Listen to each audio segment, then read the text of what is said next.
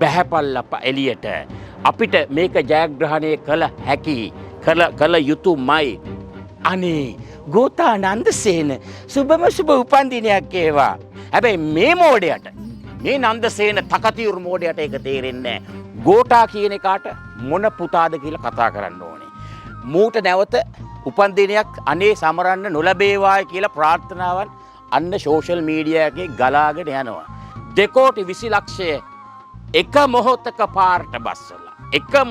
පාරට බස්සලා පෙන්න මුමුන්ට වැඩ ටිකක් මම විශ්වාස කරනවා ශ්‍රී ලංකාව භූමියේ අවසාන උපන්දින දිනය තමයි මේ සමරන්න වෙන්නේ රටේ පාලකයා හැටියට. මෙතනදී කියන්න ඕනේ ගෝඨාට මොන පුතා කියලාද? හුයන්න දාලා ඒ පුතා කියනවාද? වේයන්න දාලා ඒ පුතා කියනවාද? මේක නෙමෙයි ජීවිතේ වෙනසක් නැ දුපතේ යතුර තියාගෙන අතේ මොදුතු විලාසේ කොම මගහර යන්නේ සුවඳ ළමයිගේ හැම පැත්තේ තුම්බර පිටියාවතෙන් මැලිබන් කෝපී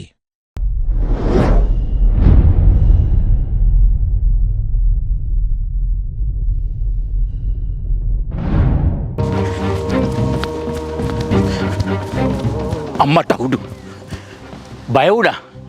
මොකද දන්නවද? ශ්‍රී ලංකාව කියන දේශය මාර පොරක්. ඒ දේශේ පාලනය කරන්නේ ඌ අර මන්දිරය ඇතුළට වෙලා අම්මට උඩු. ඌ හිතන් ඉන්න මුළු රටම පාලනය කරනවා කියලා. හැබැයි ඌ කියන දේවල් බල් එක්ක 7-5කට ගණන් ගන්නෑ. ඒ බල්ලා ගැනයි අද මේ මාතෘකාව බල්ලා ගැනයි අද මාතෘකාව. විශේෂයෙන් රටේ නෙමෙයි ලෝකේ කවුරු හරි මිනිස්සෙක් ඉපදුනහම යම් දේශයක ඉපදුනහම ඔහු ඒ රටට හෝ උපන් දේශයට උපන් ජාතියට යමක් කළ යුතුයි. ඒ කෙරුවට පස්සේ උපත්ති ඉඳලා එක අවුරුද්දෙන් අවුරුද්දට තමන්ගේ උපන් දිනය යෙදෙනවා. ඒක හරි ගෞරවාන්විතව හරි සතුටින් සමරනවා තමන්ගේ උපන් දිනය. මේ ලංකාව මේ මොහොතේ පාලනය කරන අතිගරු ජනාධිපති නන්දසේන ගෝඨාභයගේ උපන් දිනය අද. එතකොට රටේ ජනාධිපතිවරයාගේ උපන් දිනේ රටේ පුරවැසියෝ හැටියට කොපමණ සතුටින් සමරනවද අද? Facebook එකට ගියාම තේරෙනවා මොන වගේ කසඩේද්ද මූට නැවත උපන් දිනයක් අනේ සමරන්න නොලැබේවායි කියලා ප්‍රාර්ථනාවන් අන්න සෝෂල් මීඩියා එකේ ගලාගෙන යනවා. හැබැයි එහෙම රටේ ජනතාව එහෙම විශ් කරනකොට මේ පිස්සට තේරෙන්නේ අනේ මම පිස්සෙක් නේද? මේ පිස්සෙක් හැටියට මිනිස්සු සඳහන් කරනවා මගේ රටේ ජනතාව. එහෙමනම් එක්ක මේ පිස්සුව තද වෙලා මගේ ජීවිතේම මං විසින් විනාශ කරගන්නවද? නැත්නම් මගේ ජීවිතේ බේරගෙන රටවැසියාටත් බයි බයි ඔන්න හොඳින් ඉන්න කියලා හිතාගෙන රටින් චුත වෙලා යනවද කියන එක කල්පනා කරන්න ඕන. මේ කාලකන්‍යාගේ උපන් දිනය සමරන අද දින. එතකොට ඩී.ඒ. රාජපක්ෂනේ මේකගේ තාත්තා හැටියට සඳහන් වෙන්නේ මේකගේ උප්පැන්න සාතිකේ. එතකොට එදවස ඩී.ඒ. රාජපක්ෂ මෙහෙම එකෙක් ශ්‍රී ලංකාව භූමියේ ජාතක කරේ නැත්තම් 2,20,00,000 ජනතාව අද කොපමණ සතුටින් කාලය ගත කරනවාද?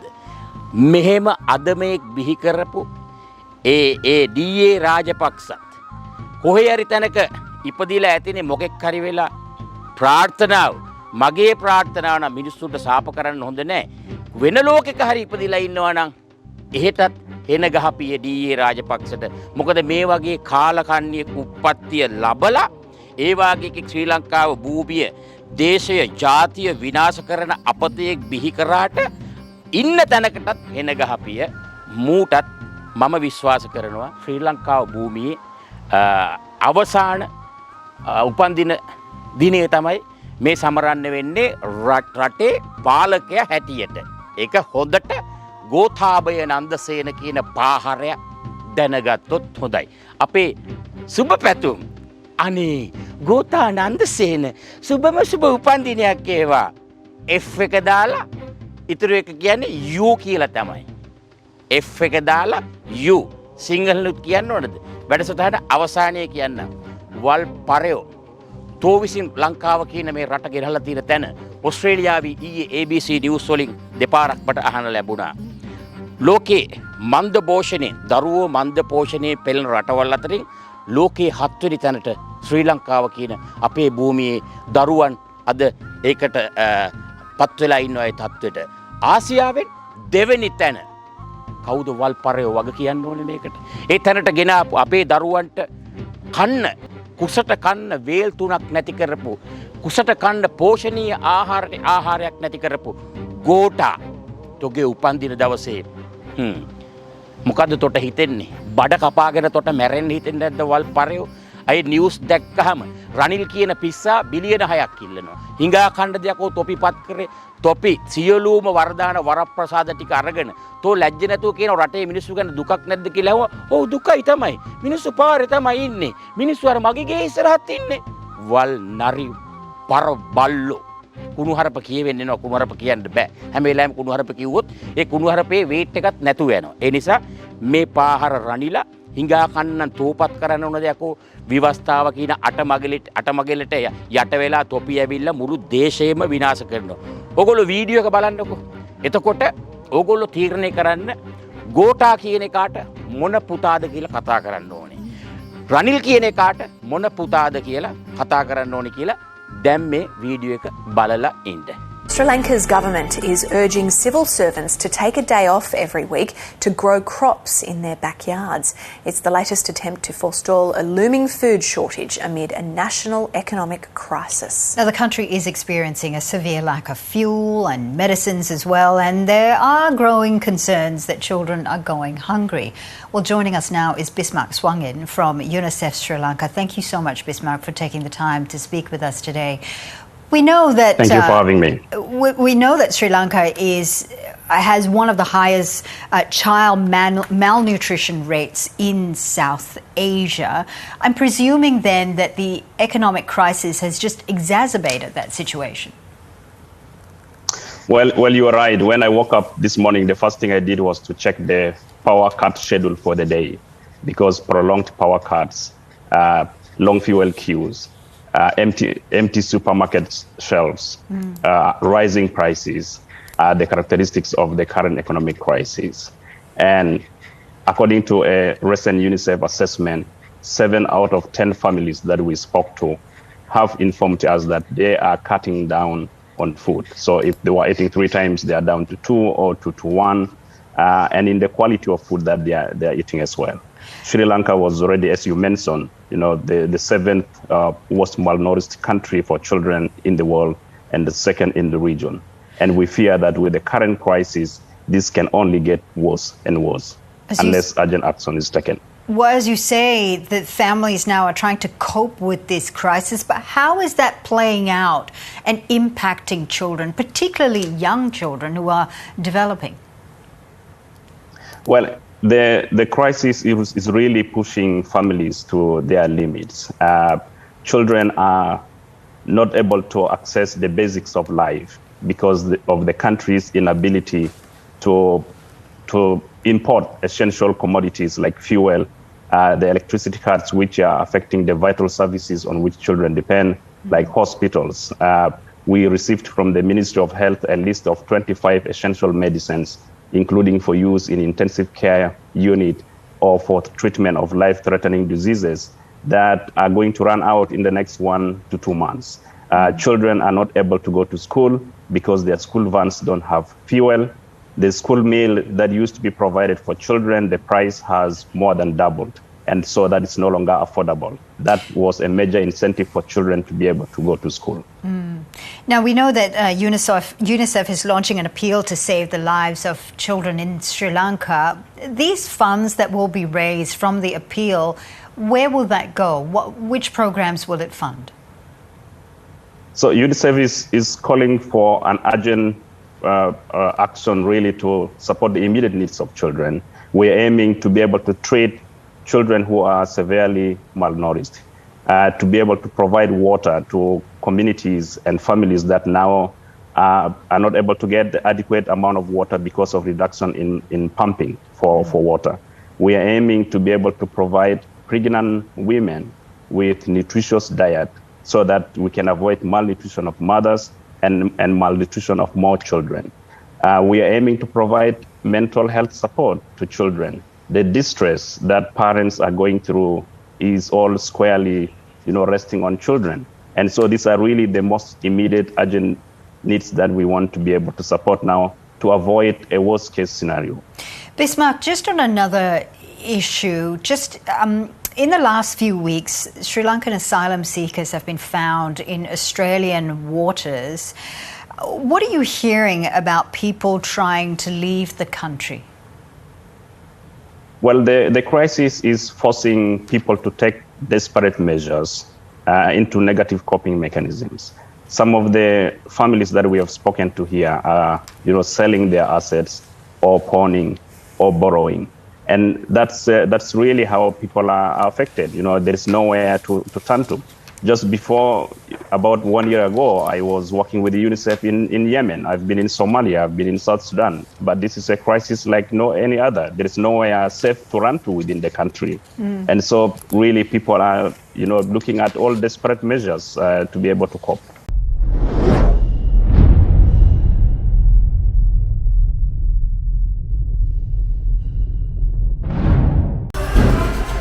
As Sri Lanka's economic crisis deepens, Colombo doctor Saman Kumara has confronted his biggest fear: the possibility of newborns dying, with his hospital running out of this life-saving device called endotracheal tubes. I started shivering actually when I heard that endotracheal tubes are not available in the country. Dr. Kumara sent a desperate WhatsApp message for donations to doctors around the world. It went viral. He got enough endotracheal tubes for the whole country. But he says crowdfunding isn't a permanent fix. I hope we can manage these 2 months, without losing lives. Well, there is going to be a contraction of the economy, and that people are going to feel it very, very hard. In an interview with the ABC, Sri Lanka's new Prime Minister was upfront about just how critical the situation has become. Protesters pushed out his predecessor, Mahinda Rajapaksa, and they're trying to get rid of his brother, the president, Gotabaya Rajapaksa, blaming them for years of chaotic fiscal management. With no foreign currency left for imports, medicine, food and fuel are all about to run out. How do you feel when you see these long queues outside for fuel and gas and so on? I feel bad. I feel pretty bad. There's one outside my office also. I'd like to see it being dissolved, but Nanditha Gamage has been growing vegetables at her Colombo home for years. It's gone from a hobby to a necessity. The Sri Lankan government has now given people 1 day off a week to grow their own produce in preparation for food running out. How can you grow so much of food in small flats and small houses? There has to be another solution for that. There are new worrying statistics from the United Nations which show just how bad things are getting here in this crisis in Sri Lanka. Poverty is increasing. It's set to double in the next 2 years. Many students and teachers can no longer go to school because of the fuel situation, and nearly 1 million children are now classified as at risk and in need of humanitarian assistance. The Prime Minister says the country needs $6 billion for 6 months of supplies. A team from the International Monetary Fund is expected to touch down in Colombo tomorrow for talks on an urgent bailout package. Pressure is also mounting on the Australian government to send aid. we fertilize a great help for us. We have fertilizer, medicine. We have and some food aid to get over the next. We have about 3 critical months. The crisis is now pushing Sri Lankans to take boats to Australia. More than 370 people have tried to make the journey in the past month, and the Prime Minister says the Australian government can help. What you can do is to encourage more, I would say, because of that problem, encourage more young Sri Lankans to come and study there, help them to do that. They'll come back to us. As projections for this country get more daunting, Sri Lankans can only hope the resilience they've used during other disasters will get them through this crisis as well. I think, as Lord Buddha said, everything is temporary. I hope this situation is also temporary. The Australian government didn't respond to the ABC's questions on calls for help for Sri Lanka. If no one steps in, this suffering could go for months. Avani Dias, ABC News, Colombo. මොනවද හිතෙන්නේ? රට ගෙරල්ලා තියෙන තැන ඈ මොනවද හිතෙන්නේ? අර මන් දැන් කිව්වේ මෙතෙන්දී කියන්න ඕනේ ගෝඨාට මොන පුතා කියලාද? හුයන්න දාලා ඒ පුතා කියනවාද? වේයන්න දාලා ඒ පුතා කියනවාද? මම කියන්නේ ඕගොල්ලොම තීරණය කරන්න. මට උන්ට කුණුහරුපෙන් බැනලා ඇති වෙලා තියෙන්නේ. හැබැයි අපි කුණුහරුපෙන් බැන ඉඳලා හරියන්නේ මේ පඩත්තල අවජාතක වල් පර කුපාඩි අදම ගෝඨාභය රාජපක්ෂ කියන සක්කිලියව යවන්න දැඩිසේ එකට එකතු වෙන්න ඕන. ඒකට අපි අර ඊයේ අද දවසෙත් වීඩියෝ එකක් දැම්ම ඒකෙත් කිව්වේ එකයි අපිට මේක එකට එකතු වුනේ නැත්තම් මේක කරන්න බෑ. අපිට මුන් දරුවන්ගේ අධ්‍යාපනය විනාශ කරලා තියෙනවා, කන්න නැති කරලා තියෙනවා. අපිට උන් හිටිතෙන් අහිමි වෙච්ච ජාතියක් බවට මේ ශ්‍රී ලංකාව කියන ජාතිය ප්‍රෞಢ ජාතියක් යකෝ ඒක නැති කරේ නරියෝ වල්පාහර තෝ අර හුයන්නෙන් එන පුතා නැත්තම් වේයන්නෙන් එන තෝ තමයි අපිට ඒක නැති කරේ.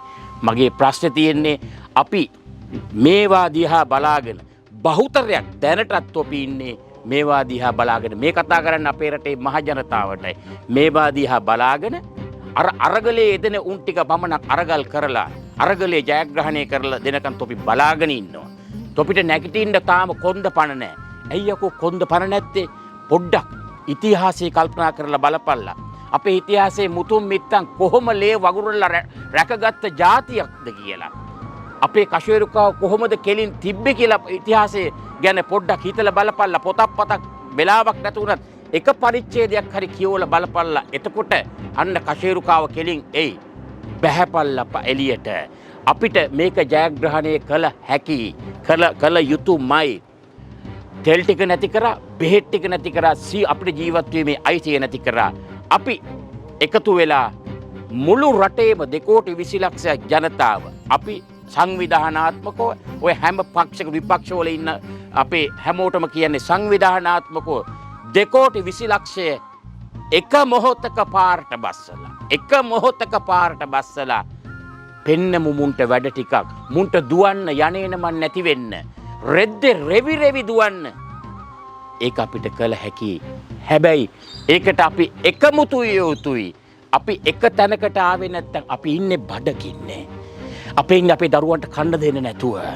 අපේ ඉන්නේ ලෙඩේ ඇඳේ ඉන්න ලෙඩා. අපේ සහෝදරිය දරුවා පණ අදිමින් ඉන්නවා. මේ වෙනකොට ලංකාවේ 8 දෙනෙක් හෝ 9 දෙනෙක් සර්පයෝ කාලා මැරිලා තියෙනවා. මේ වෙනකොට 8 දෙනෙක් හෝ 10 දෙනෙක් ප්‍රමාණයක් බල්ලෝ කාලා මැරිලා තියෙනවා. බේත් නැත බල්ලෝ රට පාලනය කරනවා. ඒකයි කියන්නේ අවදි වීම හැර වෙන විකල්පයක් නැත ශ්‍රී ලංකාව කියන මාතෘ භූමිය බේර ගන්න ලැබිලා තියෙන අවසාන chance එක. ඒ නිසා මුන්ව එලවන්න පුළුවන් ගෝඨා කියන වල්පරය ගිය ගමන් ආයි අනිත් ටික කැලැප්සෙන එක අහන්න දෙයක් නැහැ. මෙහෙම දෙයක්ත් කියන්න ඕන.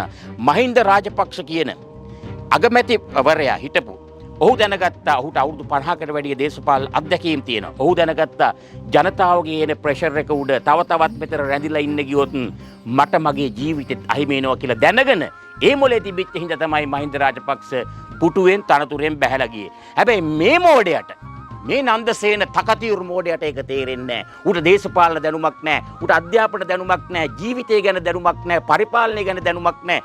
මානුෂීය ගතිපැවතුමක් නැහැ. මහලුකුට රෙද්ද කිව්වට තෝ ආනන්දෙන් මහා ගත්ත අමුතු දෙයක් හමුදාවෙන් ගත්තා. මාර ශිෂ්‍යණයක් ගත්තා විනයක් ගත්තා කියලා. ගත්ත දෙයක් නැහැ. ඔබ ගත්ත ලබ්බක්වත් නැහැ වල්පරයෝ. ඌට බැන ඉඳලා හරියන්නේ නැහැ. අපි බනින්න ඕනේ අපේ උන්ටයි. මේ මහා ජනතාව 2,20,00,000 ජනතාවනි අවදි වේයව අපිට පුළුවන් මේ වල්පාහරින්ගෙන් මේක බේරගන්න. කලින් මතකයි ඔයාලට මං ගීතයකින් අර ලස්සන ගීතයක් කිව්වා. ඒ ගීතෙත් මම මුමුණමින් වැඩසටහන අවසන් කරනවා අර මොරාල් එක දීමින්. මේක නෙමෙයි ජීවිතේ වෙනසක් නෑ දුපතේ යතුරු තියාගෙන අතේ ඉන්නවා අපි හාමතේ. ආයි කියන්නද මේක නෙමෙයි ජීවිතේ වෙනසක් නෑ දූපතේ යතුර තියාගෙන අතේ ඉන්නවා අපි හාමතේ ඉන්නවද අපි යතුර තියාගෙන අතේ හාමතේ ඉන්නවද තවදුරටත් වර්ෂන් එක වෙනස් කරලා කියනවා මේක නෙමෙයි ජීවිතේ වෙනසක් නෑ ඒ දූපතේ යතුර තියාගෙන අතේ ගෙදරට වෙලා ඉන්න උන්ටයි කියන්නේ අරගලයට සම්බන්ධ වෙන්නේ නැති රටේ මෙච්චර ව්‍යසනයක් දැක දැකත් ඒ වෙනුවෙන් නැගිටි නැති තොපිටයි මේ අවසාන පදේ කියන්නේ යතුර තියාගෙන අතේ උඹලා ඔක්කොම අරගන්නවා පුකේ නොදුටු විලාසේ කොම මඟ හැර යන්නේ සුවඳ ළමයිගේ හැම පැත්තේ දුම්බර පිටියාවතෙන් මැලිබන් කෝපී